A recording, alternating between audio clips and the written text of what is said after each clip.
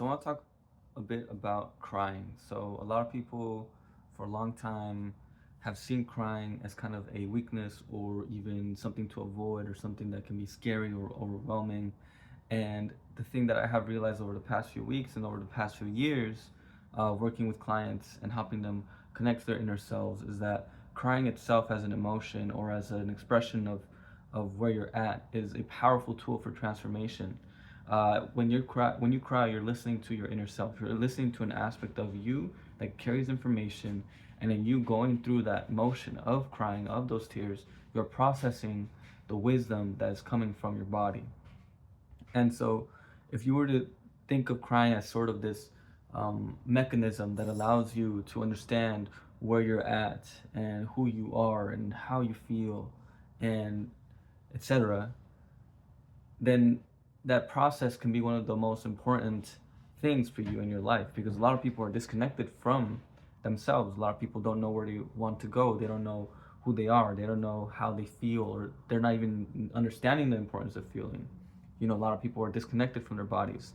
And so this all comes from the history that people have with crying. I mean, since you were little, what have you been told? You can't cry. You shouldn't be crying. Cry, stop crying, or stop doing that.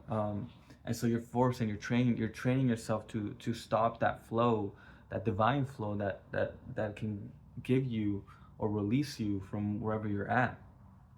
And so for myself as a father, looking at my son who cries, and allowing him, giving him the space and saying, you're not just going to, like, here's the thing, I'm going to say this experience.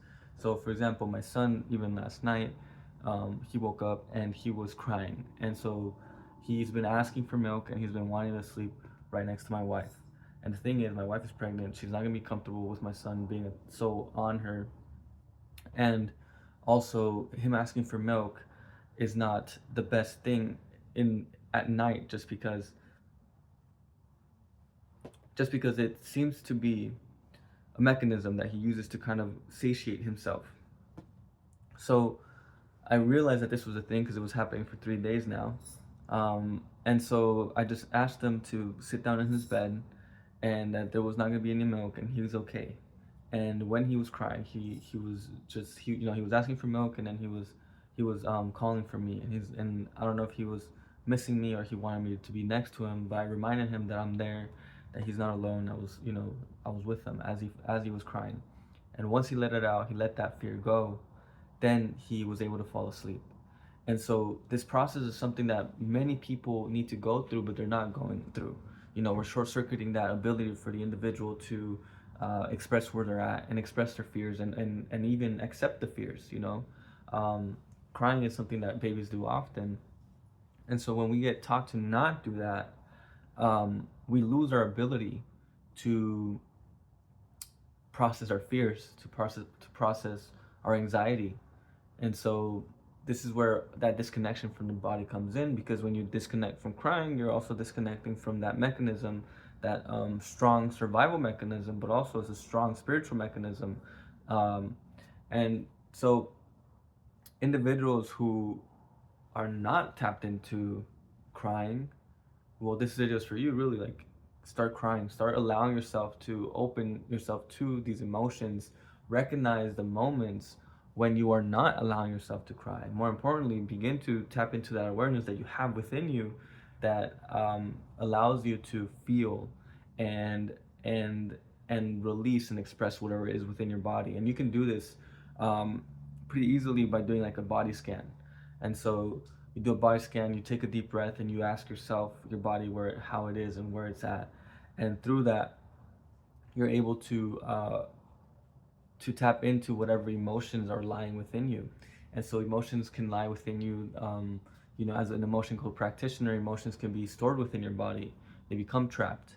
And so when you're able to process them internally and look within and ask, then you're able to, bring them to your awareness and process them. And in doing so, you release a lot of the imbalances that you have within your body.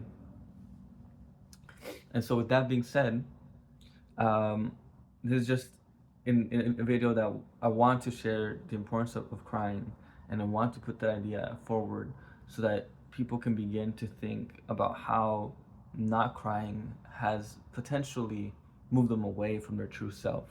That's the biggest thing. And so when we see somebody cry, does what you know how does that make you feel, and where does that take you? That's the question. And if you feel comfortable, or if you feel, if you, or if it doesn't push you away from the person, then it's a good sign that you're in good relationship with your emotions. But if you feel like an aversion, or you just want this person to stop, or you feel afraid, then you have conditioned yourself to be afraid of your crying. You've conditioned yourself to shy away from your crying. Um, and so that's where this kind of work will definitely help you. So I'll be leaving a link to a document that I created for people to do a body scan, check in with their body, conversate with their body. And so if you're ready to start accessing your inner wisdom, check out that free link. It's just a document. It's a free document that I use with my clients, and I hope that helps. Okay, I'll see you in the next video. Peace.